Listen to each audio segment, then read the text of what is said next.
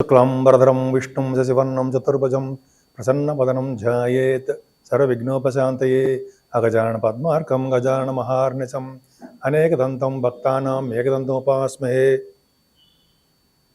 మా ఆది యాస్ట్రాలజీని చూస్తున్నటువంటి మీ అందరికీ, అలాగే విదేశాల్లో కూడా నివసిస్తూ నన్ను ఎంతగానో ఆదరిస్తూ నాకు ఫోన్లు చేస్తూ ఉన్నటువంటి మీ అందరికీ కూడా పేరు పేరున నా హృదయపూర్వక నమస్కారాలు.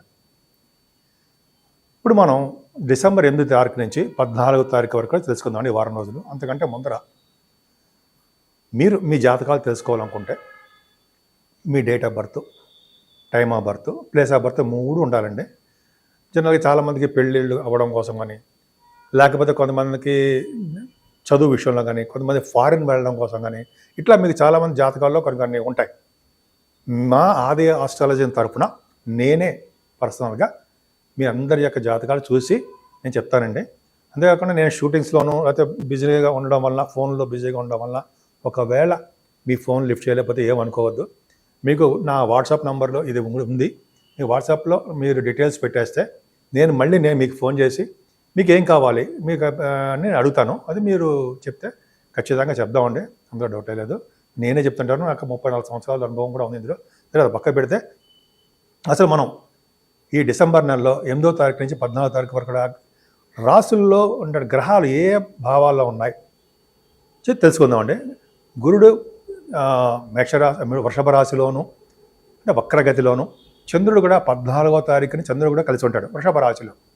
అంతేకాకుండా కర్కాటక రాశిలో కుజుడు వక్రగతిలో ఉంటాడు, కేతువు కన్యా రాశిలో ఉంటాడు. అలాగే రవి బుధులు వృశ్చిక రాశిలో ఉంటారు. శుక్రుడి ప్రభావం ఎక్కువ అండి, మకర రాశిలో ఉంటాడు, బ్రహ్మాండంగా ఉంటాడు. శని మీకు తెలియదు ఏముందండి, కుంభరాశిలో ఉంటాడు. పైగా రాహువు జలతత్వ రాశిలో మీనరాశిలో ఉంటాడు. ఆ రాహుతోనే చంద్రుడు కూడా 10th and 11th డేట్స్లో కూడా చంద్రుడితో కలిసి రాహు ఉంటాడు. సరే, ఈ గ్రహాల యొక్క ఏ హౌస్లో ఉన్నాయో అప్పుడు మనం తెలుసుకున్నాం. ముఖ్యంగానండి మనం 8వ తారీఖు డిసెంబర్ నుంచి 14వ తారీఖు వరకు కూడా తెలుసుకోబోతున్నాం మనం. ఇక డిసెంబర్లో యొక్క వారఫలాలు. ఈ వారంలో మేషరాశి ముందుగా ఉంటుంది. మేషరాశి వాళ్ళకి చాలా చాలా అద్భుతంగా ఉంది. ముఖ్యంగా గురుడు ద్వితీయ భావంలో ఉండడం వలన వాళ్ళకి రావాల్సినటువంటి సొమ్ము, ధనము ఇవన్నీ కూడా సకాలంలోనే వస్తాయి. పైగా చంద్రుడు కూడా ఎగ్జాల్టేషన్లోకి వచ్చేస్తాడు. రోహిణి నక్షత్రంలో ఉంటాడు. 14వ తారీఖునే గురుచంద్రుల కాంబినేషన్ వల్ల గజకేసరి యోగంతో ఉంటారు వాళ్ళు. దానివల్ల మీకు కొంతమంది యాంకర్స్ ఉంటారు, పాటలు పాడేవాళ్ళు ఉంటారు, గాయకులు ఉంటారు కదా, వాళ్ళకి చాలా బాగుంటుందండి. ముఖ్యంగా ఈ గురుచంద్రుల వలన విద్యలో కూడా బాగా రాణిస్తారు. సాహిత్య రంగంలో కూడా అద్భుతమైన ప్రతిభ కనపరచడానికి అవకాశాలు ఉన్నాయి. వాహన యోగాన్ని, విద్యని ఇవ్వడానికి కారకుడు కూడా గురుడు అవుతాడు. ముఖ్యంగా మీరు ఎక్కడికి వెళ్ళినా కూడా ఫుడ్ విషయంలో ఏమాత్రం ఇబ్బంది పడరు, చక్కగా ఆదరించి మిమ్మల్ని భోజన వసతులు కల్పిస్తారు. అలాగే కుజు ప్రభావం వలన కూడా 4th భావంలో కుజుడు ఉండడం వలన కూడా ఇంతకుముందు ల్యాండ్స్ సంబంధించిన వాటిల్లో మీకు ఇబ్బంది పడేవారు. ఇప్పుడు అలా కాదు. కుజుడి ప్రభావం వల్ల చదువు విషయంలోనూ అద్భుతంగా ఉండడము, భూములు, వాహనాలు మీరు కొనుక్కోవడము. అంతేకాకుండా ఈ కుజుడి ప్రభావం వలన కొంతమంది రైతులు ఉంటారు కదా, రైతులకు కూడా పంటలో నష్టం రాకుండా వాళ్ళకి అద్భుతంగా ఉండడానికి అవకాశాలు ఉన్నాయి. 4th భావంలో కుజుడు ఉండడం వలన, మీ రాశ్యాధిపతి ఉండడం వలన వాహన యోగం ఉంటుంది, గృహయోగము ఉంటుంది. అలాగే భూములు కూడా కొనుగోలు చేయడానికి అవకాశం ఉంటుంది. ఏదేమైనా 6వ స్థానంలో మీకు కేతు ఉన్నాడు కాబట్టి సర్వదా విజయ పరంపరలో ఉంటారు, డౌట్ లేదు.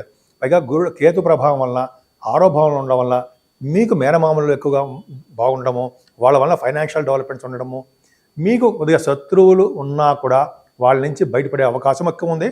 రోగ బాధలు కానీ, రుణ బాధలు కానీ చాలా చాలా తక్కువగా ఉంటాయి. అందులో ఆలోచించవలసిన విషయం లేనే లేదు. 7వ భావం చూసుకుంటే రవి బుధులు బ్రహ్మాండంగా ఉన్నారు. వృశ్చిక రాశిలో 7వ భావంలో కనుక జనరల్గా రవి బుధులు ఉంటే వాళ్ళు డాక్టర్స్ వృత్తిలో బాగా డెవలప్ అవుతారు అని తెలిసిపోతుంది. డాక్టర్స్గా మీరు పేరు ప్రఖ్యాతులు తెచ్చుకుంటారు. అలాగే రవి బుధులకి గురుదృష్టి కూడా ఉంది కాబట్టి ఫైనాన్స్ అండ్ అకౌంట్స్ వాళ్ళకి, చార్ట్ అకౌంటెన్సీ, కాస్ట్ అకౌంటెన్సీ అంటాం కదా, వాళ్ళకి చాలా బాగుంటుందండి, అద్భుతంగా ఉంటుంది. స్టాట్యుటరీ ఆడిటర్స్, గవర్నమెంట్ ఆడిటర్స్ అంటాం కదా, వాళ్ళకి అద్భుతంగా రాణిస్తారు. వివాహ శుభకార్యాలు త్వరగా జరిగిపోవడానికి అవకాశం ఉంది. రవి బుధుల కాంబినేషన్ కదా. అలాగే భార్యాభర్తల విషయంలో కూడా చక్కటి అద్భుతమైన ఫలితాలు ఉంటాయి. మీ మేషరాశి వాళ్ళకి నేను చెప్పేది 7వ స్థానం గురించి. ఇప్పుడు అష్టమం గురించి చెప్తున్నానండి.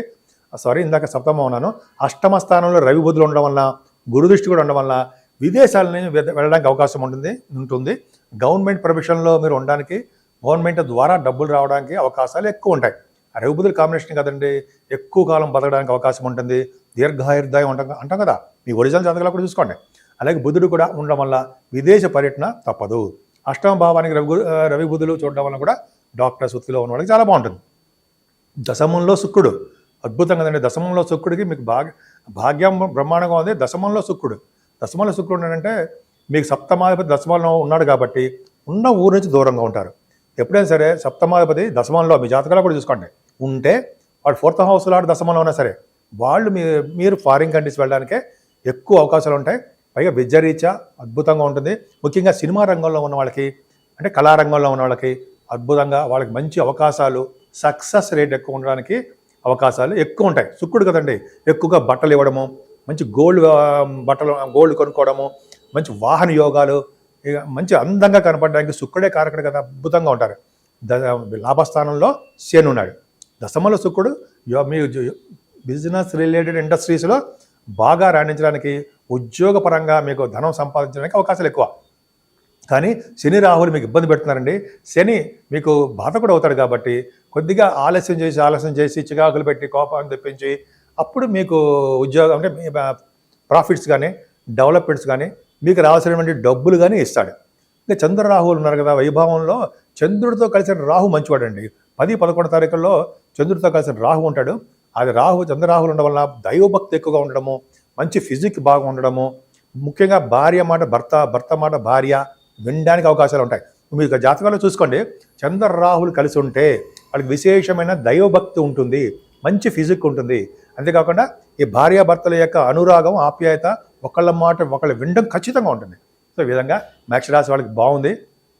మీరు పూజించవలసిన దేవుడు అమ్మవారే. అమ్మవారిని ఎంత పూజిస్తే అంత అద్భుతమైన ఫలితాలు మీకు కలుగుతాయనలో ఏమాత్రం సందేహం లేదు. ఇప్పుడు మనం ఒక విషయం తెలుసుకుందామండి. అన్ని రాశుల వాళ్ళకి నేను చెప్పేది ఏంటంటే, మేషరాశి నుంచి మీనరాశి వాళ్ళకి కూడా ముఖ్యంగా రెమెడీస్ గురించి చెప్పుకుందామండి. పూజించవలసిన దేవుడు ఏంటయ్యా అంటే అమ్మవారండి. ఈ వారం మొత్తం కూడా అమ్మవారిని పూజించడం వలన సర్వ సుఖాలు కలుగుతాయి. ఎందుకంటే అన్ని రాశుల వాళ్ళకి మకర రాశిలో అంటే శుక్రుడు ఉండడం వలన శుక్ర ప్రభావం ఎక్కువ ఉంటుంది కాబట్టి ఈ వారం రోజులు కూడా అద్భుతమైన ఫలితాలు కలగాలంటే అమ్మవారిని పూజించాలి. పైగా రాహు ప్రభావం కూడా ఉంది కాబట్టి అమ్మవారిని, కనకదుర్గ అమ్మవారు, లలిత అమ్మవారు, పార్వతీదేవి, ఇలాగ మీరు ఎవరి దేవుని పూజిస్తే ఎవరి ఇష్టమైతే ఆ దేవుడిని పూజించడం వలన, అంతేకాకుండా వెంకటేశ్వర స్వామిని శివాభిషేకాలు చేసుకోవడం వలన ప్రతి రాశి వాళ్ళు రెమెడీస్ చెప్తున్నారండి. పూజించడం వలన, అమ్మవారి కుంకుమ పూజలు కానీ చండీ హోమాలు కానీ చేయించుకోవడం వలన ప్రతి రాశి వాళ్ళకి కూడా సర్వ సౌభాగ్యాలు, సుఖాలు కలగడం కాకుండా వాళ్ళు చేస్తున్న బిజినెస్లో కానీ, అలాగే వాళ్ళు చేస్తున్న ఉద్యోగాల్లో కానీ, వాళ్ళు అవ్వాల్సిన పెళ్ళిళ్ళ విషయంలో కానీ, చదువుల విషయంలో కానీ, ఫారిన్ కంట్రీస్ వెళ్ళడం విషయంలో కానీ మెయిన్ కారకురాలు అమ్మవారు రాహువు. కాబట్టి మంగళవారం కానీ శుక్రవారం కానీ అమ్మవారిని కుంకుమతో అభిషేకం చేయడం వలన అంటే ఇంట్లోనే ఆ అమ్మవారిని పూజించడం వలన సర్వ సుఖాలు, సర్వ శుభాలు అన్ని రాశుల వాళ్ళకి కలుగుతాయనడంలో సందేహం లేదు. ఈ విధంగా మీ అందరికీ మంచి జరుగుతుందని, ప్రతి రంగంలోనూ పొలిటికల్ రంగంలో కూడా విశేషమైన ప్రతిభ కనపరుస్తారని, సక్సెస్ రేట్ ఎక్కువ ఉండాలని, మీరు మనస్ఫూర్తిగా ఆనందంగా ఇప్పుడు సంతోషంగా ఉండాలని నేను మనస్ఫూర్తిగా కోరుకుంటున్నాను.